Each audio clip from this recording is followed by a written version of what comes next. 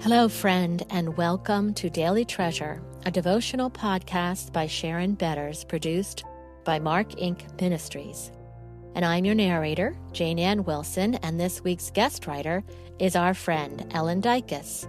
And today's devotional is The Origins of Relational Disappointment. Today's treasure is, Satisfy us in the morning with your steadfast love, that we may rejoice and be glad all our days. Psalm 90, verse 14. Escape, vacation, getting away from it all. Life sometimes feels like too much, doesn't it? I mean, the pressures of ministry, financial burdens, health trials, and tough relationships can tempt me to A, dream up a fantasy career that will be easy and allow me to be a financially stable, stay-at-home single, or B, complain. Jesus promised something that is difficult to accept, that in this life we'll have trials, disappointments, and pain. Relational trials and disappointments are the most painful for me. Health trials scare me, and financial stress can lead to anxiety. But stress in key relationships, deep disappointment by someone, those can really break my heart. What leads to disappointment in our relationships? Disappointment is a common human experience because of sin. The ravages of the fall have left sin's mark on everything and everyone. Our desires don't align with God's will perfectly. Our expectations usually aren't purely anchored in God. Our relationships aren't satisfying, and if we're honest, we often don't wake up singing joyfully, "Satisfy me with yourself, O God." It helps me when facing disappointment in a relationship to consider from where it is coming. In other words, what leads to me experiencing someone not loving me, or being there, listening, caring, knowing, pursuing me, etc., in the ways I want. Consider these for yourself. Number 1, are your desires and expectations off track from the gospel? Are you living out of a me-centered or other-centered focus that has pushed Jesus out of his rightful place? Some people live in consistent hurt and anger because people aren't responding to them the way they want. God says, "The fear of man lays a snare, but whoever trusts in the Lord is safe." Proverbs 29:25.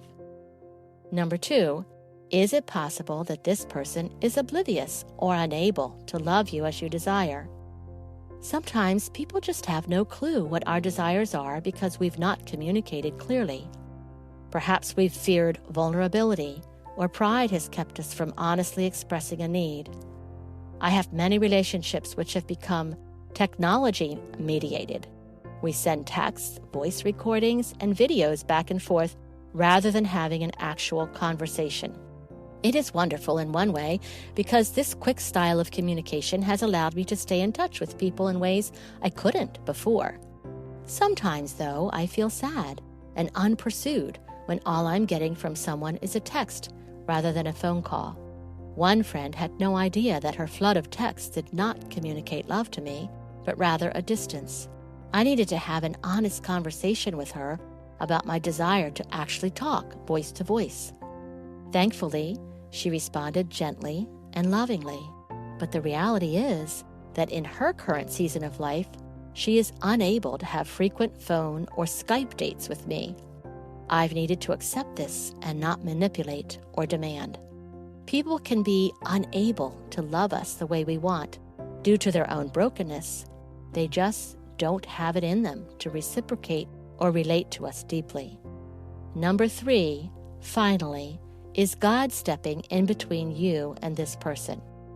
This can be hard to swallow, but it has brought peace to my troubled, craving heart to accept that God does cause space to be between certain people and me. A man I wanted to marry, a friend from whom I wanted more attention, a ministry leader I longed to know and spend time with. The disappointment was God's appointment for me, and probably for these people as well, for reasons I may never know. Trusting God and resting in Him helps me in the not knowing. God is up to something bigger in our lives than we can understand, and when we face disappointment in a relationship, We can choose to trust in Him or trust in ourselves. We really can wake up asking God to satisfy us with His unfailing love and to grow us in wisdom for discerning where the seeds of disappointment are in our hearts. Friends, I'm so glad that we are learning from Ellen Dykes this week, our guest writer, as she talks to us about relationships, whether or not they're worth it, and some of the many treasures, actually, that God can give us through those disappointments. But you know what? It's possible that you have such damaged relationships in your life that what Ellen is telling you is hitting a nerve, but you're just not sure how to proceed. And sometimes we need someone to come alongside of us, someone who can be objective and show us in Scripture the next steps to take, whether it's about broken relationships or some other life crisis.